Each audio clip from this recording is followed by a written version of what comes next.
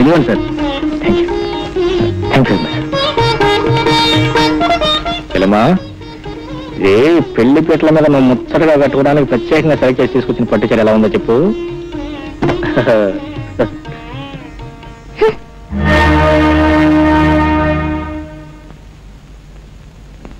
సరే, చైన్ తీసుకొచ్చాను చూడమ్మా. ఏమిటన్నయ్య మరి సన్నగా దారంలో ఉంది? అరే 4.5 సవర్ణం అది. కొంచెం లావుగా ఉంటే బాగుండేది. ఫోన్లే, మా ఆయనతో చెప్పి కొంచెం లావుగా చేయించుకుంటాను. ఇదేమిటి గాజులా? మరీ తీగల్లో ఉన్నాయేమిటి? వీటికి 7,000 ఆయన ఏమి అక్కర్లేదని చెప్పారు కదా, నువ్వే ఇస్తానని చెప్పి ఇలా చేస్తే రేపు చూసే వాళ్ళందరూ ఎగతాళి చేయరు. ఇంతకన్నా ఏమి చేయించని చెప్తే బాగుండేది. ఏదో నాకు చేతనే నేను చేశానమ్మా. ఇవన్నీ చూసి నువ్వు సంతోషిస్తావు అనుకున్నాను. సరే, మా దురదృష్టం. ఇదిగో, నేను అలా పెళ్లి మండపం దాకా వెళ్ళొస్తాను. అలాగే. రే రఘు, ఆ భజంత్ర విషయం తెలుసుకున్నావా? అప్పుడే చెప్పేశానన్నయ్య. హరి, నువ్వు నాతారా?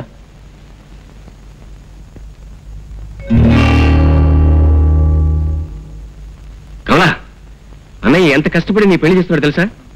ఆయన మొహం మీద కొట్టినట్టు మాట్లాడటం ఏం బాగలేదు. కావాలనే అన్నాను. అన్నయ్య అలా చేయనే చేయడు. ఇదంతా కొత్తగా వచ్చిందే ఆవిడగా చేర్చలవా? అవునన్నయ్య, ఎందుకు ఇలా వెనక ముందు చూడకుండా ఖర్చు పెడుతున్నారని అన్నయ్య మనసు మార్చేసి ఉంటుంది. ఇదిగో చూడమ్మా, దేవుడి మీద ఒట్టేసి చెప్తున్నాను, నేను అలాగేం చెప్పలేదు.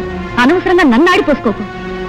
ఇంకొక మాట, అలాంటన్నీ నీకు దొరికారంటే నువ్వు పూర్వజన్మలో ఎంతో పుణ్యం చేసి ఉండాలి. ఆయన గొప్పతనం నీకు తెలియదులే. అవును, నాకు తెలియదులే. ఇవన్నీ నాకు అవసరం కూడా లేదు. అన్నీ మీరే తీసుకెళ్ళండి.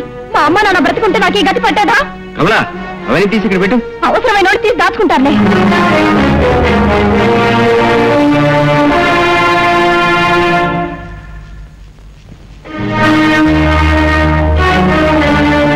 లలిత,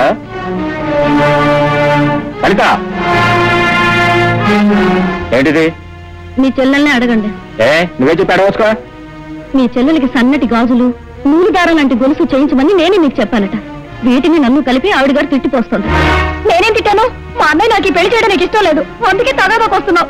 నేను తగాదాకు వస్తున్నానా? ఎవరుకో తెల్లారేడు ముహూర్తం పెట్టుకుని ఇద్దరు తగ్గదా పడుతున్నారా? సిగ్గులేదు మీకు? వెళ్ళవని సర్దావు. నీకే చెప్పింది వెళ్ళా. నువ్వు కూడా వెళ్ళామా? వెళ్ళు.